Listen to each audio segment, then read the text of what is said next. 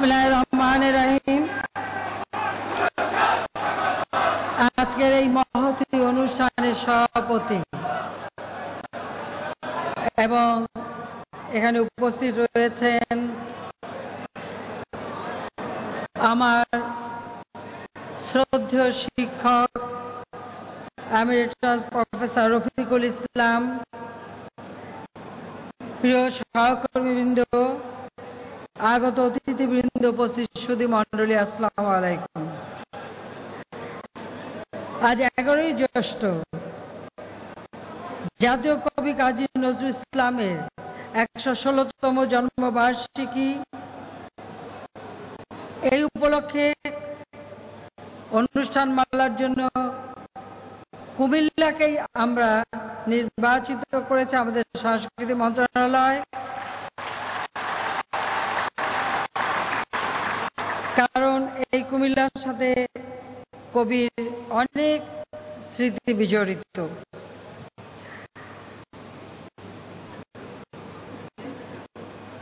আমাদের বাংলা সাহিত্য কবি নজরুল ইসলাম যেভাবে সমৃদ্ধশালী করেছেন এবং শুধু বাংলা ভাষাকে শুধু একটি ভাষা হিসেবে না, বিশ্বের অনেক ভাষার সাথে একটা চমৎকার সম্মিলন তিনি ঘটিয়েছেন তার কবিতায়, গানে, রচনায়, যা বাংলা ভাষা আরো সমৃদ্ধশালী হয়েছে।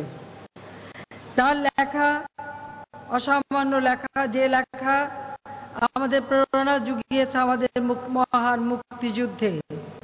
রণাঙ্গনে মুক্তিযোদ্ধারা যুদ্ধ করেছে, অনুপ্রেরণা পেয়েছেন একদিকে যেমন জাতির পিতা সেই বজ্রকণ্ঠ, অপরদিকে কবি নজরুলের গান প্রেরণা দিয়েছে আত্মত্যাগ করে একটি জাতিকে স্বাধীন করার। জাতির পিতার অসমাপ্ত আত্মজীবনী যদি আপনারা পড়ে থাকেন, দেখবেন সেখানে কবি কাজী নজরুল ইসলামের সঙ্গে যে জাতির পিতার ঘনিষ্ঠতা ছিল সেটাও কিন্তু সেখানে উল্লেখ রয়েছে। কুমিল্লা এই জায়গাটার সঙ্গে কবি নজরুলের একটি বিশেষ সম্পর্ক রয়েছে ইতিমধ্যে, তা আপনারা শুনেছেন। বিশেষ করে আমার শিক্ষক রফিকুল ইসলাম স্যার অত্যন্ত সুন্দরভাবে তুলে ধরেছেন। নজরুল ইসলাম এখানে দীর্ঘদিন অবস্থান করেছিলেন, সেই 2021 থেকে 24 সাল পর্যন্ত। তবে কুমিল্লায় আসতে এখন যেমন অতি সহজে আসা যায়, তখন কিন্তু এভাবে আসা যেত না। সেই কলকাতা থেকে আসতে গেলে রেলগাড়িতে চড়ে, স্টিমারে চড়ে, সেখান থেকে নেমে আবার রেলে চড়ে, তারপরে নৌকায় করে কাদা মাটি ভেঙে তারপরে আসতে হতো। এত দুর্গম জায়গায় তিনি বারবার এসেছেন এবং এখান থেকেই আমরা দেখেছি তিনি তার জীবনের অনেক গুরুত্বপূর্ণ লেখনী আমাদেরকে উপহার দিয়েছেন। এবং এই কুমিল্লায় বসেই আপনারা শুনেছেন তিনি যেমন কুমিল্লার মেয়েকে ভালোবেসে বিয়ে করে নিয়ে গেছেন, আবার তার প্রথম জীবনের যে ভালোবাসা সম্পন্ন হতে পারেনি, যেটা বিয়ের সময় তাকে কিছু শর্ত দেয়া হয়েছিল। জানি না কুমিল্লাবাসী এখনো সেই ধরনের শর্ত দেয় কিনা। মেয়ে বিয়ে করতে আসলেই বলে ঘর জামাই হতে হবে। এবং আপনারা জানেন কবি নজরুল ইসলাম ছিলেন স্বাধীন চেতা, তাকে কেউ বেঁধে রাখতে পারে না, কিন্তু তাকেই বাঁধতে চেয়েছিলেন, তাই তিনি সে বিয়েটা টেকেনি। এটা অত্যন্ত তার জন্য একটা মর্ম বেদনার ছিল। কিন্তু সেই বেদনার আঘাতে তিনি যে জর্জরিত হয়েছিলেন, সেখান থেকে বেরিয়ে এসেছিল অনেক মূল্যবান গান, কবিতা, যা আমাদের সাহিত্যকে, আমাদের সংস্কৃতির জগৎকে, আমাদের সঙ্গীতকে সমৃদ্ধশালী করেছিল। এমনকি আমাদের ব্রিটিশ বিরোধী আন্দোলনে কবি নজরুল ইসলামের যে অবদান, সেখানে অনেক রচনা তিনি এখানে বসে করেছিলেন, যার ফলে তাকে ওই ব্রিটিশদের রুদ্র রোষে পড়তে হয়েছিল, এমনকি কারাবরণ করতে হয়েছিল। কাজে এখান থেকে যেমন তিনি হারিয়েছেন, আবার পেয়েছেন অনেক, আবার আপনাদের দিয়ে গেছেন। এটাই তার দৃষ্টান্ত যে আজকে আমরা এখানে এই অনুষ্ঠানটি করছি।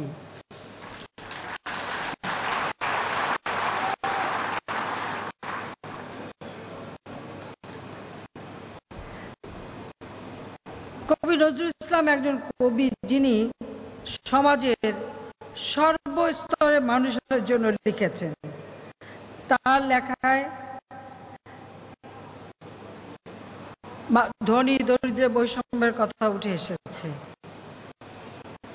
নারী পুরুষের বৈষম্যের কথা উঠেছে, নারীদের যে সব সময় অবহেলার শিকার হতে হতো, নারীর অধিকারের কথা তিনি উচ্চারণ করেছেন। তার লেখার মধ্য দিয়ে এদেশের সর্বস্তরের মানুষ, একেবারে সেই নিম্ন স্তরের কুলি মজুর থেকে শুরু করে যারা একেবারে যে হরিজন বা সাধারণ মানে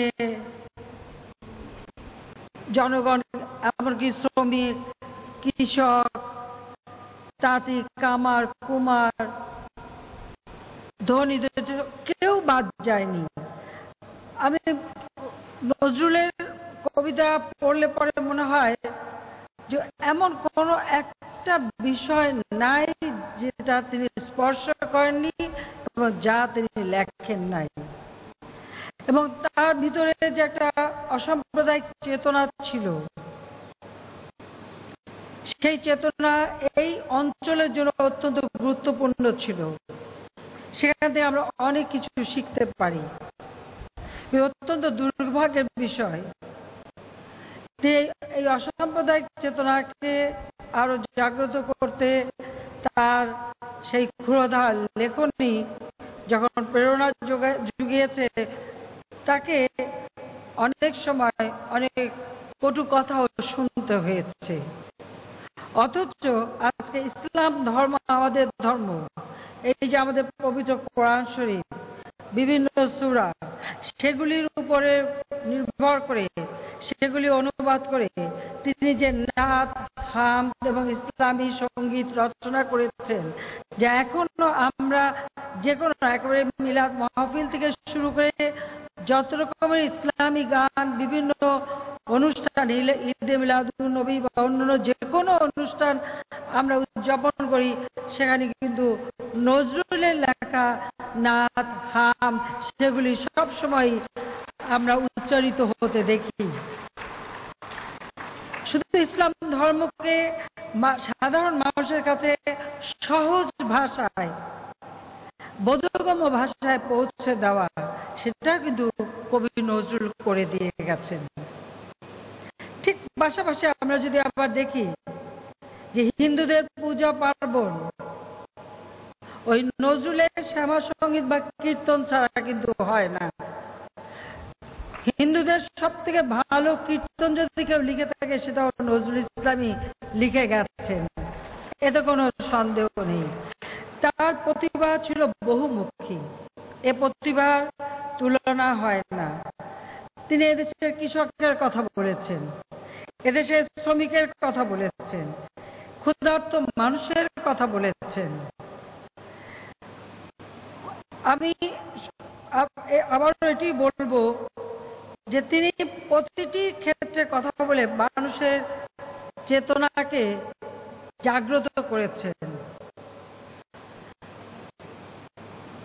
আমরা যে মুক্তিযুদ্ধের স্লোগান জয় বাংলা দেই, এই জয় বাংলা স্লোগানটা কার?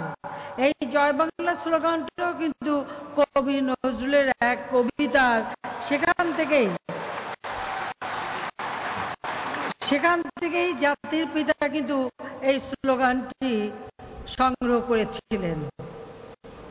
যদিও দুর্ভাগ্য যে এই স্লোগান দিয়ে যখন আমরা আন্দোলন করি, আপনারা জানেন অনেকেই বলেছে এটা হিন্দুদের ভাষা, অথচ এটা কবি নজরুলের, তারই অবদান, এটা তারা কখনো উপলব্ধি করেনি।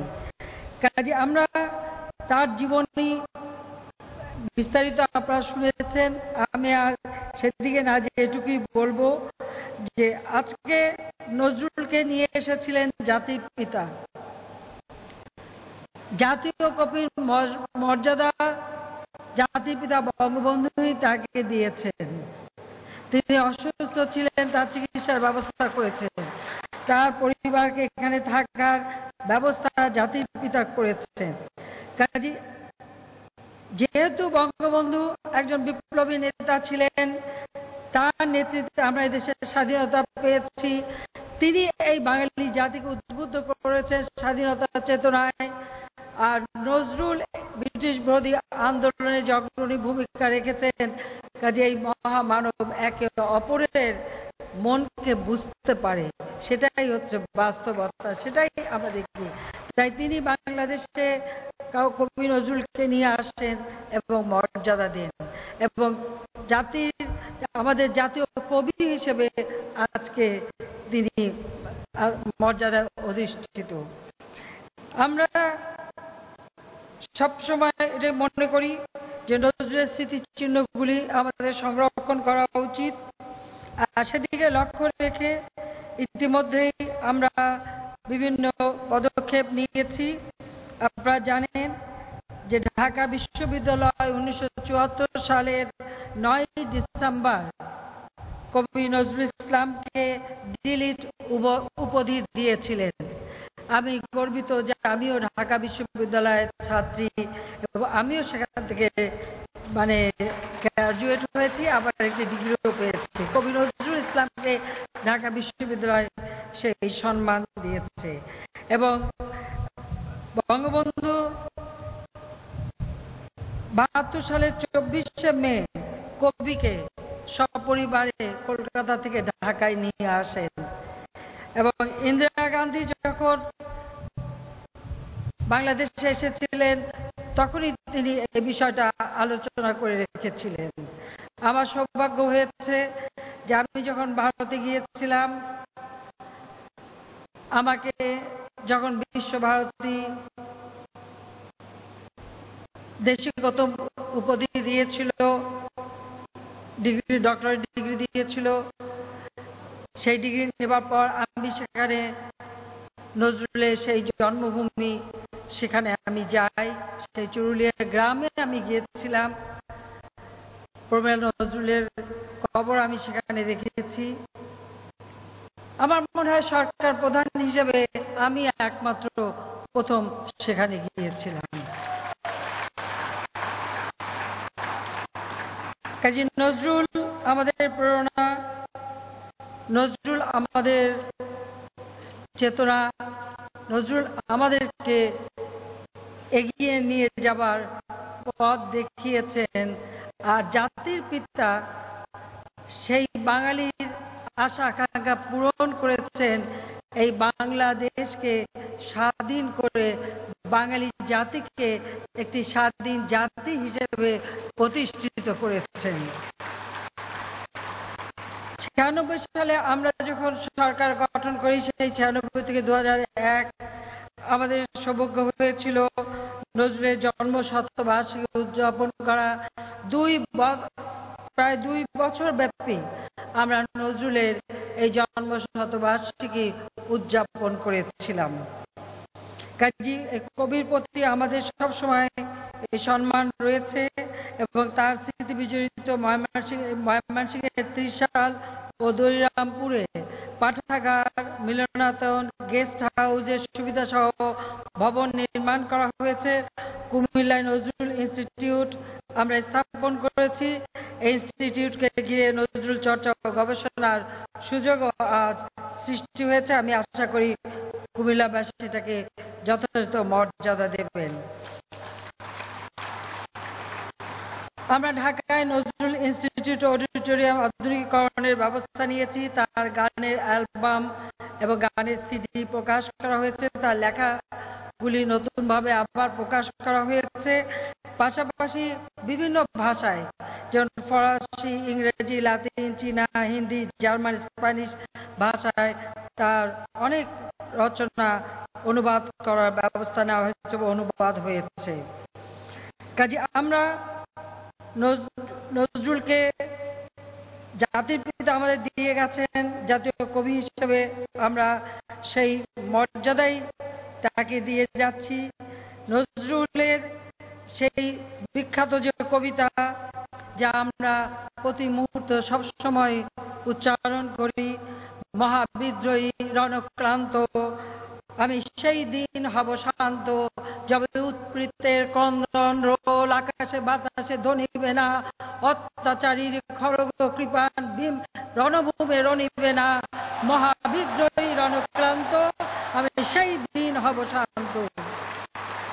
জাতির পিতা আমাদের স্বাধীনতা দিয়ে গেছেন, আমরা স্বাধীন জাতি, কিন্তু মাঝে মাঝে অশনির সংকেত দেখানো হয়, নইলে জ্বালাও পোড়াও আগুন দিয়ে পুড়িয়ে মানুষ মারা, মানুষের এই ক্ষতি করা, মানুষ হয়ে মানুষের ক্ষতি, যার বিরুদ্ধে সবসময় নজরুল সোচ্চার ছিলেন, আজকে সেই ধরনের জঘন্য কাজও এই বাংলাদেশে আমরা হতে দেখি। খুব বেশি দিনের কথা না, জানুয়ারি 5 জানুয়ারি থেকে 92 দিন এই দেশের মানুষ জিম্মি ছিল। কাজে এই অশুভ শক্তির হাত থেকে বাংলাদেশকে মুক্ত আমরা করবই। যতদিন মুক্ত না হবে আমাদের সংগ্রামও অব্যাহত থাকবে। কুমিল্লাবাসী আজকে এখানে আমরা এই অনুষ্ঠান করেছি, একথা মনে রাখতে হবে, সকল ভেদাভেদ ভুলে সকলে ঐক্যবদ্ধ হয়ে চলতে হবে, যে জাতির পিতা যে স্বাধীনতা দিয়ে গেছেন সেই স্বাধীনতার সুফল বাংলার মানুষের ঘরে ঘরে পৌঁছে দিতে পারি। বাংলাদেশ আজকে উন্নয়নের রোল মডেল, বাংলাদেশ আজকে দৃষ্টান্ত স্থাপন করেছে। কাজে বাংলাদেশের সম্মান বিশ্ব সভায় আমাদের রক্ষা করতেই হবে। আন্তর্জাতিক পরিমণ্ডলে বাংলাদেশ আজকে যে সম্মান পেয়েছে, যে কোনো ত্যাগের বিনিময় সেই সম্মান ধরে রাখতে হবে, যেন জাতির পিতার স্বপ্নের ক্ষুধামুক্ত দারিদ্র্যমুক্ত বাংলাদেশ আমরা গড়তে পারি। আমি এখানে এসেই, যদিও এটা নজরুলের উপর অনুষ্ঠান, তারপরেও যে সকল উন্নয়নের কাজগুলি আমরা করেছি, ইতিমধ্যে আপনারা জানেন যে কুমিল্লাবাসীর জন্য শুধু নজরুলের উপর অনুষ্ঠান, এটা যেমন একটা বিরাট উপহার আপনাদের আমি দিয়ে গেছি, সেই সাথে সাথে কিছু উন্নয়নমূলক উপহারও আপনাদের জন্য আমি দিয়ে যাচ্ছি। ইতিমধ্যে আপনারা দেখেছেন আমরা কুমিল্লা বিবির বাজার স্থল বন্দর সড়ক, কুমিল্লা ইপিজেড এর তরল বর্জ্য পরিশোধনাগার, 14 গ্রাম জেলা পরিষদ ডাক বাংলো, দৃষ্টি প্রতিবন্ধীদের জন্য নির্মিত হোস্টেল, লাকসাম উপজেলা মৎস্য ভবন কাম প্রশিক্ষণ কেন্দ্র, কুমিল্লা প্রেস ক্লাবের স্থাপিত কুমিল্লার ইতিহাস ঐতিহ্যের মুরাল, মেঘনা উপজেলার কাঠালিয়া নদীর উপর নির্মিত সেতু, মেঘনা উপজেলার পাড়ারবন্দ নদীর উপর নির্মিত সেতু, ময়নামতি মেডিকেল কলেজ, নবনির্মিত 14 গ্রাম থানা ভবন উদ্বোধন করা হলো, আমি তা উদ্বোধন করেছি।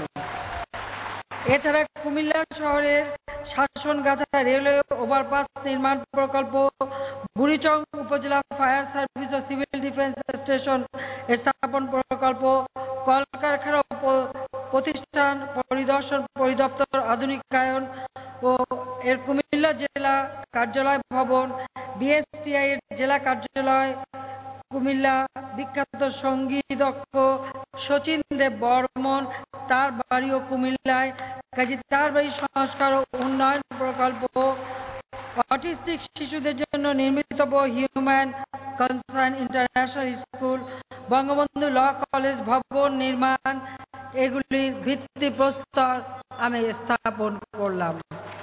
সেই সাথে সাথে জাতির পিতা চেয়েছেন জনগণের সেবা করতে, জনগণের সেবা এটাই আমাদের লক্ষ্য, আর সেই লক্ষ্য নিয়েই আওয়ামী লীগ কাজ করে।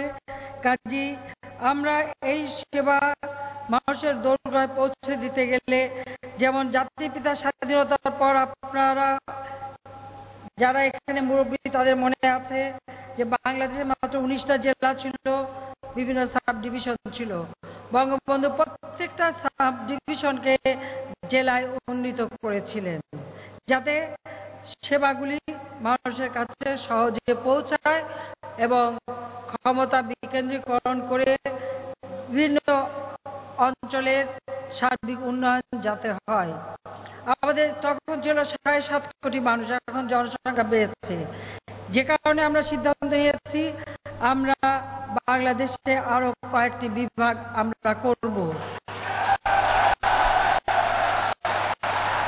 সেই দিক থেকে কুমিল্লা, বৃহত্তর কুমিল্লা, এই কুমিল্লাকেও ভবিষ্যতে আমরা বিভাগ করব, তবে নামটা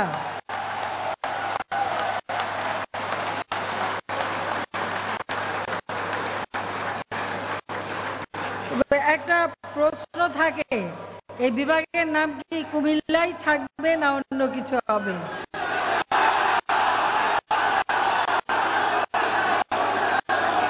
তাহলে আমার একটা শর্ত আছে, কুমিল্লাবাসী কোনো কুকর্ম করবে না, সুকর্ম করবে। সব সময় কুমিল্লার জন্য সুনাম থাকে। ইতিমধ্যে ঢাকা চট্টগ্রাম 4 লেনের কাজ হয়ে যাচ্ছে, ডবল রেল লাইন আমরা ডবল লাইন করে দিচ্ছি।